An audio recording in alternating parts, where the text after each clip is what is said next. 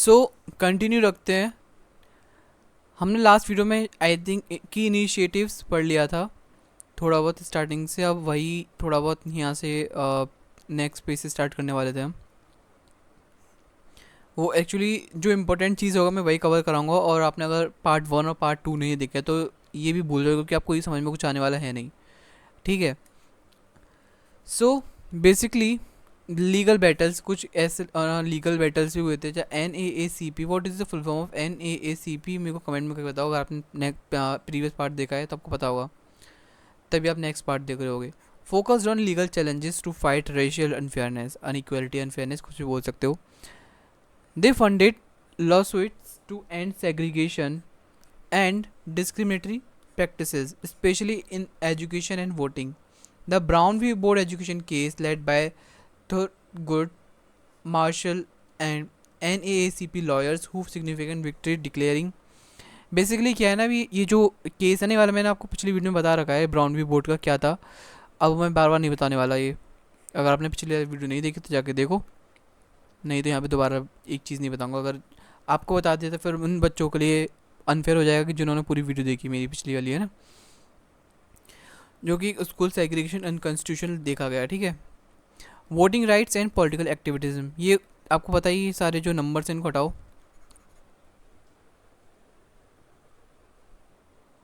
NAACP worked to ensure voting rights for African Americans, especially in the South, where unfair practices prevented many from voting। But basically जो black लोग हुआ करते थे south में खासकर, उन लोगों को वोटिंग राइट्स से ऐसे कोई राइट्स नहीं दिए जाते थे। ठीक है। They help register voters and challenge discriminatory practices in court. The NAACP was involved in pushing for Voting Rights Act in 1965, economic justice and labor rights। आपको पढ़ना है तो पढ़ लेना, वैसे इसमें इतना इंपॉर्टेंट है नहीं, जो भी इंपॉर्टेंट है वो मैं बता दूंगा। अभी देखो, आप इसको रीड कर सकते हो, कि अगर रीड तो मैं भी करूँगा, लेकिन बात वही है, आप करोगे तो आपको जल्दी से अच्छे से समझ में आएगा। ठीक है। सो जो इम्पैक्ट क्या पड़ा सिविल राइट मूवमेंट का, the NAACP greatly influenced the civil right movement, helping to set the stage for major reforms in 1950s and 1960s, 1950s and 1960s। ठीक है। आई थिंक ये कलर विजिबल नहीं हो रहा, तो मैं दूसरा कलर चेंज कर लिया मैंने। सो अभी जो Brown v board of education वाला है, जो कि कब हुआ था 1954 में, उसको थोड़ा सा देख लेते हैं। पहले हमने थोड़ा सा शॉर्ट में देखा था, डिटेल में देख लेते हैं। So basically the Brown decision overturned the Plessy v Ferguson rule of separate but equal, separate रखो लेकिन इक्वलिटी भी रहनी चाहिए। Declaring school segregations unconstitutional. Basically क्या होता था ना, जो स्कूल्स होते थे काले लोगों के लिए अलग थे और गोरे लोगों के लिए अलग थे, तो ये चीज़ इसको बोल दिया गया, ये एक अनकॉन्स्टिट्यूशनल प्रैक्टिस कर रहे हो। This case was a huge victory for the civil rights movement. ठीक है। Civil right act 1964। The NAACP played a key role in supporting the Civil Rights Act of 1964, which banned discrimination based on race, color, religion, sex, or national origin. Voting Right Act of 1965.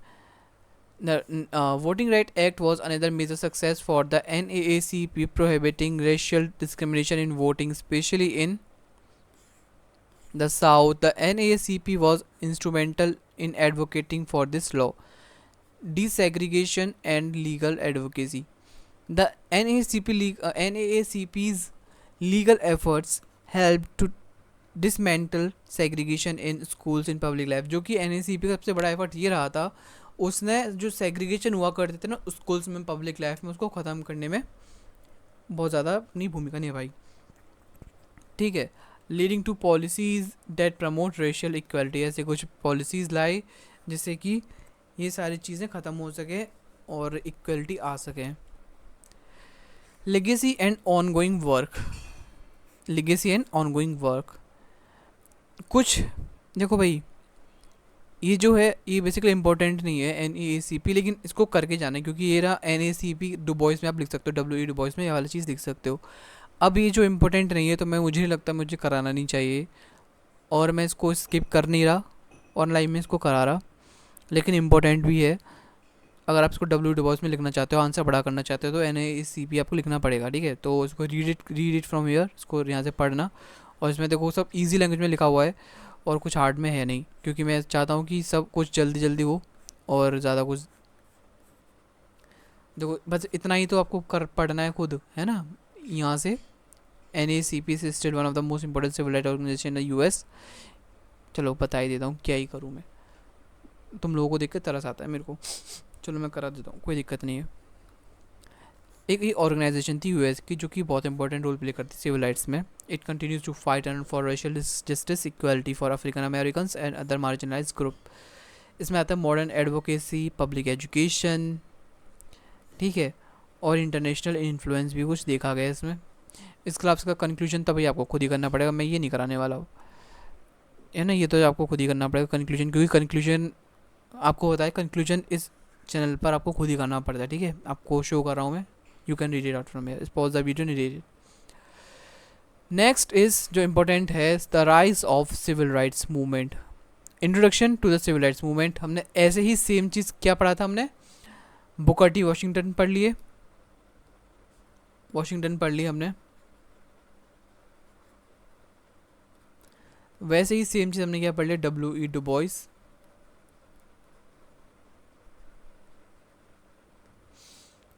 NAACP भी ऐसी एकदम same इसी pattern में पढ़ा है। अब हम आ रहे हैं इस पे, rise of civil rights movement, civil rights movement. तो इसका इंट्रोडक्शन पढ़ेंगे, पहले जान लेते इसका बैकग्राउंड कैसा रहा, देन पढ़ेंगे आगे फटाफट।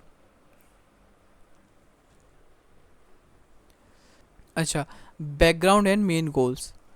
The civil rights movement in the United States was a movement to stop unfair treatment and segregation of African American के लिए बेसिकली ये मूवमेंट चला था, civil rights movement, specially in south states में, साउथर्न स्टेट्स में US के। It began in the 1900s and change American society significantly. इसने American society को भी चेंज किया था। इसका बैकग्राउंड देखें तो क्या रहा, after the civil right, background दिख रहे हैं। After the civil right ended the slavery was abolished in 1865। African American in southern south face Jim Crow laws that enforce aggregation. Basically civil right खत्म होने के बाद क्या हुआ था, रिकन्स्ट्रक्शन चला था। रिकन्स्ट्रक्शन के बाद क्या था, गिल्डेड एज आई थी, गिल्डेड एज के बाद ये सब हमारा सिविल राइट्स मूवमेंट चलना स्टार्ट हो गया, ठीक है।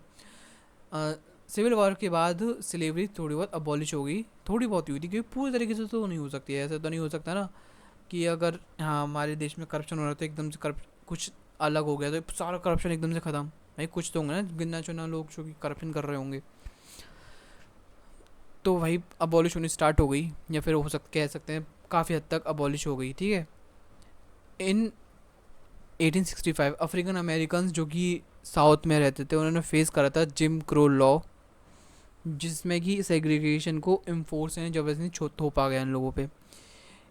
इवन दो इन 13, 14, 15 अमेंडमेंट, इसको याद रखना, ये आपको लिखना पड़ेगा अमेंडमेंट कौन से थे, 13, 14, 15, 13, 14, 15 amendments were meant to protect their rights. These law made it hard for them to gain freedom and equality.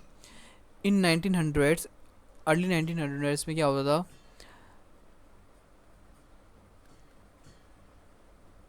African American faced many challenges like losing the right to vote, segregation and violence. अच्छा एक बात सुनो, subscribe कर दो YouTube channel को, मैं वैसे कहता नहीं हूँ लेकिन कर दो, अगर नहीं करोगे तो एग्ज़ाम आपके आ रहे हैं बेटा, तुम एग्ज़ाम के लिए पढ़ रहे हो, समझ रहे हो ना। मैं कुछ भी कह दूंगा फिर बहुत बेकार हो जाएगा।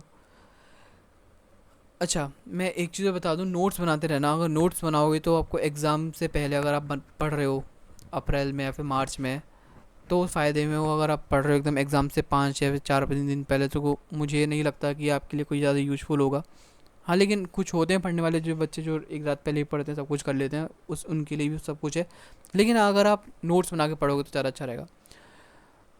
Groups like NAACP started to fight against these injustice using legal means, but the struggle continued as the violence and inequality grew. Inequality बढ़ती चली गई। World War II and after World War II, many African American who served in the military returned home wanting change. The war showed the unfairness to fighting for freedom while still helping operation at home. This led to the stronger civil rights movement. इसका main goal क्या रहा था? Main goal क्या था हमारा इसका? Basically main goal था segregation को ख़त्म करना, उनको वोटिंग राइट्स दिलाना, इकोनॉमिक जस्टिस दिलवाना,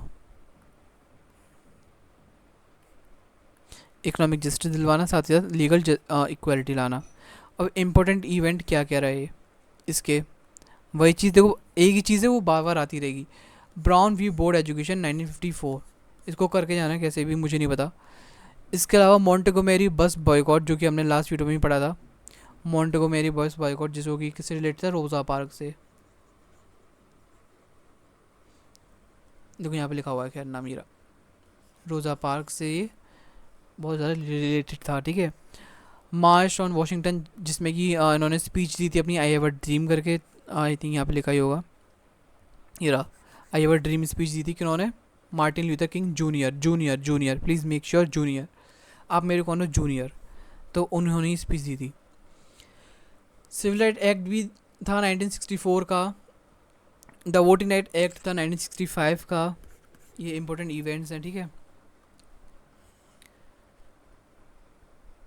इसके अलावा सेल्मा टू मॉन्टेगोमेरी मार्चेस, मॉन्टेगोमेरी जगह का नाम है, ठीक है। ये भी है वॉट्स राइट, ये देखो इंपॉर्टेंट नहीं है, देखो ये चीज़ जो मैं ये है जो 11 लिख रहा है ये इंपॉर्टेंट नहीं है ज़्यादा, लेकिन आपको अगर कॉपी पढ़नी है तो लिख सकते हो, नो प्रॉब्लम। यहाँ पे कोई अगर कॉपी पढ़ने के लिए आप पढ़ रहे हो तो पढ़ सकते हो, नॉलेज के लिए पढ़ रहे हो तो जो मैं इंपॉर्टेंट बता रहा हूँ वही काफ़ी है, ठीक है। ब्लैक पावर मूवमेंट चला था, ये भी देख लो। और फेयर हाउसिंग एक्ट 1968, 1966, जहाँ पे सी है गैस 6 लगा देना, यहाँ पे एस है वहाँ पे भी 6 लगा देना, यहाँ पे यू है वहाँ पे 9 लगा देना। Legacy of civil rights movement, legacy क्या रही सिविल राइट्स मूवमेंट की? बेसिकली सोशल चेंज आया, ठीक है। मतलब civil right movement achieved important changes in fighting racial discriminations, but it effect continue today. Social change आया, ऑनगोइंग इश्यूज से वो थोड़े से ख़त्म हुए, ठीक है। साथ ही साथ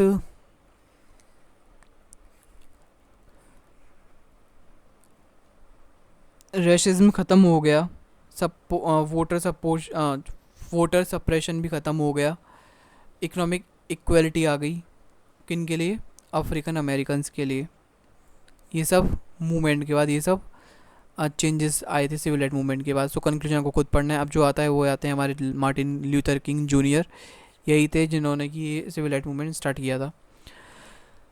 biography and major contribution, Martin Luther King Junior. Martin Luther King junior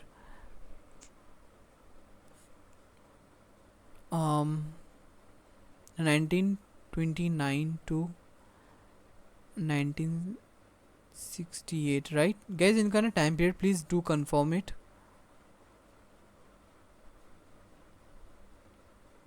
1968 confirm करो फटाफट से, मेरे को कमेंट में बताओ सही सही है नहीं सही है। वैसे बेसिकली ये तो हमने ऑलरेडी पढ़ ही चुके हैं। बैप्टिस्ट मिनिस्टर थे, leader in the American civil right movement रहे, ठीक है। He use peaceful protest strong speeches to fight racial discrimination. देखो वही चीज़ बार बार बता रहा हूँ, ये वो ऊपर पढ़ चुके हैं ना, ऊपर नहीं पिछली वीडियोज़ में। Early life, King was born in Atlanta, Georgia to Alfred Daniel William King and Rev. Martin Luther King Sr. As well-known pastor, he grew up seeing segregation, which motivated him to fight against racial injustice. ये इस जगह पैदा हुए जहाँ पे कि ये लोग इनके साथ इनको सेग्रीगेट करके रखा था, काले लोगों को अलग, गोरे लोगों को अलग, तो भी थोड़ा सा हो जाता है, अजीब लगता है। तो उनको जब से चल गया कि भाई अब मैं मोटिवेशन मिल गई मेरे को, मैं देखो क्या करता हूँ। He studied at Morehouse College, earning a degree in sociology and later got a B divinity degree from Crozer Theological Seminary and a PhD from Boston University in Boston. He learned about non-violent resistance from Mahatma Gandhi. ये एक चीज़ और, आप लिखना कुछ लिखो मत लिखो लेकिन ये लिख देना, ये बोस्टन यूनिवर्सिटी में नॉन वायलेंस रेजिस्टेंस सीखते हैं किन से, महात्मा गांधी से. बहुत इंपॉर्टेंट है, इसको लिख के ही आना, मुझे कुछ नहीं पता, लिख के आना ही आना है. अगर इनके बारे में आएगा आएगा 100% आएगा. Leadership in the civil rights movement, playlist बनी हुई है और पूरी वीडियो देखना, सारी वीडियोस देखना, सारी इंपॉर्टेंट वीडियोस ही बनाता हूँ मैं और कुछ फालतू की चीज़ नहीं. Leadership in civil right movement का लीडरशिप रहा सिविल राइट मूवमेंट में, आप पढ़ सकते हो यहाँ से. साथ ही साथ इनके कुछ मेजर कंट्रीब्यूशन रहे.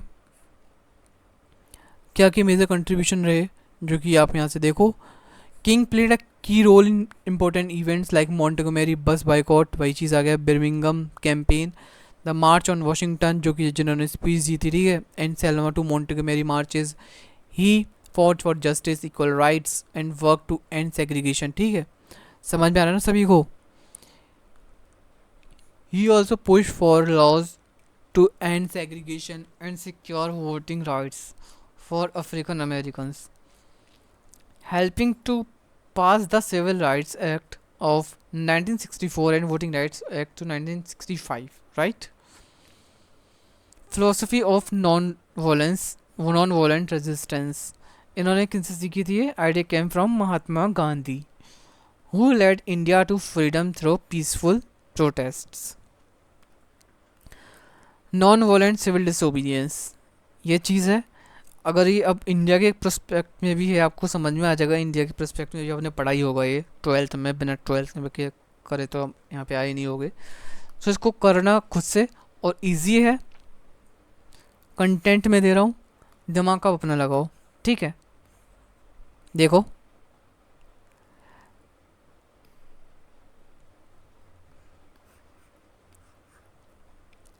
आगे बढ़ता हूँ मैं. पढ़ लिया होगा आप लोग, नहीं तो आप एक काम कर सकते हो. देखो आप लोगों को पता है मैं टेलीग्राम पे वॉइस नोट्स भी भेज देता हूँ. आप कुछ कहते हो तो मैं, आप कहते हो भैया स्क्रीनशॉट लेके मेरे को उस पर डाल दो टेलीग्राम चैनल पे, भैया मेरे को ये वाली लाइन समझ में नहीं आई, वीडियो समझ में नहीं आया, सो मैं आपको वॉइस नोट में यहाँ पर समझा दूँगा, कोई दिक्कत नहीं है. ठीक है, किसके लिए बैठा हूँ? आप लोगों के लिए बैठा हूँ. इनका कुछ मतलब कि इन्फ्लुएंस रहा था मूवमेंट्स पे, कौन कौन सी मूवमेंट यहाँ पर है ये इसके बारे में है. इसके अलावा मेजर स्पीचेस एंड एक्शंस कौन कौन से रहते हैं इनके, भाई मेजर स्पीच और एक्शंस कौन से रहते. पावरफुल स्पीचेस दे देते बहुत ऐसी तगड़ी, मतलब कि कोई भी इन्फ्लुएंस हुआ था. Action moved millions and challenge American society to face racial issues. Montgomery bus boycott in 1955 and 1956. इनका कॉन्टेक्स्ट क्या था मॉन्टेगोमेरी बस बॉयकॉट का भी डिटेल में है. मॉन्टेगोमेरी बस बॉयकॉट की जो मैंने लास्ट वीडियो में स्टोरी सुना दी थी, क्या थी स्टोरी बेसिकली, चलो मैं यहाँ पे पढ़ के बताता रहूँगा. The boycott began after Rosa Park were arrested for, basically देखो ये था ना, बस की सीट में ऐसा होता ना, तितली उड़ी उड़ न सकी, वैसा ही है. रोज़ा पार्क जाने वाली थी अपने जॉब से अपने घर पे शाम के टाइम पे, तो ये जा ना सकी, तो वो जा ना सकी तो बस में चढ़ी तो सीट ना मिली. सीट तो मिली लेकिन वो बैठ गई. ठीक है, सीट मिली तो बैठ गई, लेकिन उनका रूल एक ये रहा करता था. देखो अब थोड़ा सा मजाक से बताऊँ. रोज़ा पार्क अपने जॉब से शाम के टाइम जा रही थी, और उनका रूल ये था कि उस टाइम अमेरिका में कि अगर आप बस में ट्रैवल कर रहे हो तो आप ब्लैक हो तो आपको खड़ा होना पड़ेगा. अगर कोई वाइट लोग बैठा है तो आपको मतलब कि दो जस्ट ये 6 सीटें और 8 लोग खड़े हुए हैं, इसमें से 4 लोग वाइट हैं और 4 लोग ब्लैक हैं. अब अगर 4 लोग वाइट तो बैठ जाएंगे यहाँ पे, ठीक है, और यहाँ पे 2 ब्लैक बैठ जाएंगे. अब एक चीज़ और, एक और वाइट आ गया. अब 2 लोग तो वाइट 2 ब्लैक खड़े हुए हैं. अब एक और वाइट चढ़ गया बस में. अब उसके लिए रोज़ा पार्क ने ये जो सीट थी ना ब्लैक वाइट वालों की, इस पर ब्लैक बैठा हुआ था, तो इस ड्राइवर ने कहा था इससे भाई हट जा, तो रोज़ा पार्क ने कह दिया मैं नहीं हटूँगी, कुछ भी कर लो, मैं अपना नंबर मैं आपको नंबर नहीं दूंगी, वो उसने बोला, ठीक है। अरे चलो छोड़ो, मजाक नहीं करा मैं, है ना। तो रोज़ा पार्क ने डिक्लाइन कर दिया कि मैं नहीं हटूंगी सीट से, ठीक है। लेकिन वो वाइट था, वो वाइट यहाँ पे खड़ा हुआ था, ड्राइवर उसको बार बार कह रहा था कि रोज़ा पार्क से हट जाए हट जाए हट जाए, लेकिन नहीं हटा। इसी पे इशू चल गया जो था हमारा boycott Montgomery buses. African American in Montgomery stop using city bus. इसके बाद क्या हुआ था, आज सिटी बस और जो मॉन्टेगोमेरी सिटी बस थी उसको यूज़ करना बंद कर दिया और प्रोटेस्ट करने लग गया सेग्रीगेशन के अगेंस्ट में। इसमें किंग का रोल क्या रहा था? किंग कौन है? Martin Luther King junior, king junior, ठीक है, वो है ये। King led the boycott as head of the Montgomery improvement association MIA, MIA, Montgomery improvement association, yes MIA. Just आपको कैसे याद करना है आप याद करो, ये वीडियो पढ़ाने के मकसद से और कोई मकसद नहीं है, ठीक है ना। यहाँ पे फुल ये है Montgomery improvement association. His speeches and commitment to non violence made him a key figure. The boycott led to a supreme court decision that ended bus segregation. उन्होंने क्या दिया था? I have a dream speech दी थी 1963 में, जब वो मार्च कर रहे थे वॉशिंगटन के लिए, ठीक है। अब इसका कॉन्टेक्स्ट क्या है? प्लीज़ गाइज ये तो कर सकते हो ना, इसकी स्टोरी में बता चुका हूँ, सेम चीज़ है, कॉन्टेक्स्ट बताया गया है, की थीम बताई गई है, लिगेसी बताई गई है। और फिर नेक्स्ट आया था हमारा क्या, बिर्मिंगम कैंपेन। इसका कॉन्टेक्स्ट ये है, की एक्शंस ये रहे, इसमें लिगेसी तो बताई थी हमने, ठीक है। सेम चीज़ है, आपको आंसर पढ़ाना तो ये वाला कौन सा बिर्मिंगम वाला कंडीशन आपको एक्स्ट्रा बढ़ा देना है, और सेल्मा टू मॉन्टेगोमेरी मार्चेस आपको बढ़ा देना है। वैसे आपको इस दोनों को नहीं भी लिखोगे तो कोई दिक्कत नहीं है, क्योंकि ये ज़्यादा इंपॉर्टेंट है नहीं। अगर आपको आंसर बढ़ाने के लिए लिखना है तो you can go with it, मैं मना नहीं करूँगा, आप कुछ लिख सकते हो। और इसके साथ ये वाला मार्टिन लूथर किंग जूनियर का भी हमारा काम यहाँ पे ख़त्म हो गया, ठीक है ना। इसको यहाँ से पढ़ लेना, कंक्लूजन आ गया। की events and milestones. The civil rights movement led by people like Martin Luther King Jr. won important battles through peaceful protests and legal actions.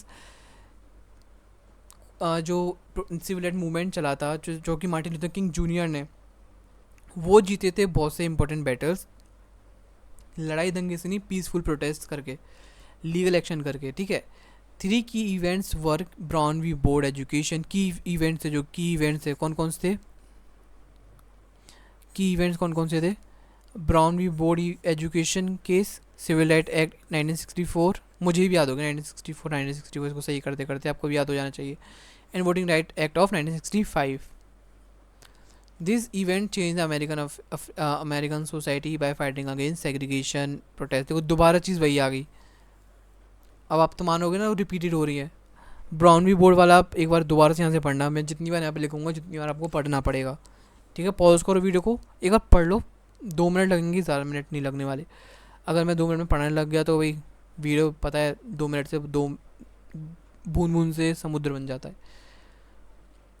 की डिसीजंस ये रहे, इम्पैक्ट ये रहा, और सिविल राइट एक्ट 1964, इसका बैकग्राउंड यहाँ से करना, वही चीज़ आने देखो बार बार की प्रोविजंस क्या रहे, इसके बाद हमारा इम्पैक्ट क्या रहा, इसके बाद voting right act 1965, background same चीज़ है, देखो वही वाली चीज़ आ रही, की प्रोविजंस आ गए, then impact and then conclusion, ठीक है। कंक्लूजन आपको खुद करना है, वीडियो को पॉज करो, अगर मैं जल्दी से स्पीड से कर दिया है सो जस्ट स्पीड को स्लो डाउन करो, कम करो और प्ले करो। अब लॉन्ग टर्म इफेक्ट क्या रहे? लॉज में चेंजेस आए, ऑब्वियसली बात है, अगर कुछ हो रहा है तो लॉज में चेंजेस आएंगे ही आएंगे, ठीक है। Political power for African American उनको दे दी गई थोड़ी बहुत। इसके अलावा कल्चर एंड सोशल चेंज भी आए, ठीक है। एजुकेशन और जॉब अपॉर्चुनिटीज़ भी इनको मिलने लग गई, राइट। इसके अलावा racial injustice, continuing struggle and progress in the fight for racial equality. Even with the success of the civil rights movement, the fight for racial equality continues. Many challenges still exist. कुछ challenges हैं जो कि आज भी exist करते हैं, and new forms of inequality are emerging, जैसे कि racial injustice, criminal justice system, mass incarcerations, police brutality, prison reforms. ये लिखने का बिल्कुल भी ज़रूरत नहीं है, मैं आपको बता रहा हूँ, लिखने का कुछ भी ज़रूरत नहीं है। ये वाली चीज़ है ना, यहाँ से लेके यहाँ तक, जस्ट अगर आपको आंसर अपना बड़ा लिखना है, मैं दोबारा कह रहा हूँ, अगर आपको अपना आंसर बड़ा लिखना है तो लिख सकते हो, इसलिए मैं कुछ यहाँ से बंद नहीं करा, जैसे आपके इससे शेयर कर देता हूँ। एजुकेशनल डिस्पैरिटीज अभी भी कुछ कुछ लेवल तक है यहाँ पे, ठीक है। यहाँ पे देख सकते हो लिखा हुआ है एजुकेशनल पॉलिसीज में स्कूल स्टिल रेशियल सेग्रीगेटेड, कुछ स्कूल्स अभी भी हैं जो कि रेशियल सेग्रीगेटेड हैं, right. Voting rights and voter suppressions अभी भी चल रहा है। इसी के साथ हमारा बेसिकली जो चैप्टर है यूनिट 3 अफ्रीकन अमेरिकन मूवमेंट्स वाला ख़त्म हो जाता है।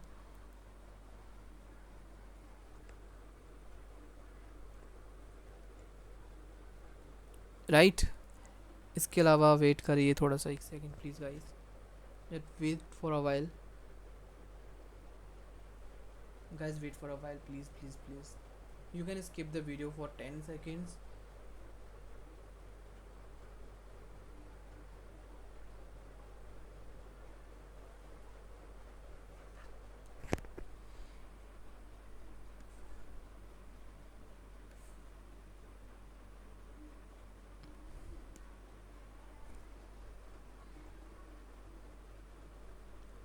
वैसे वीडियो ख़त्म हो गया, आप जा सकते हो।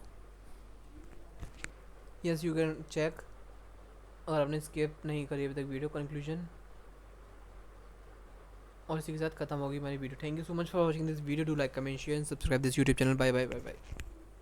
आपको पता है थोड़ा बहुत इशू चल रहा है।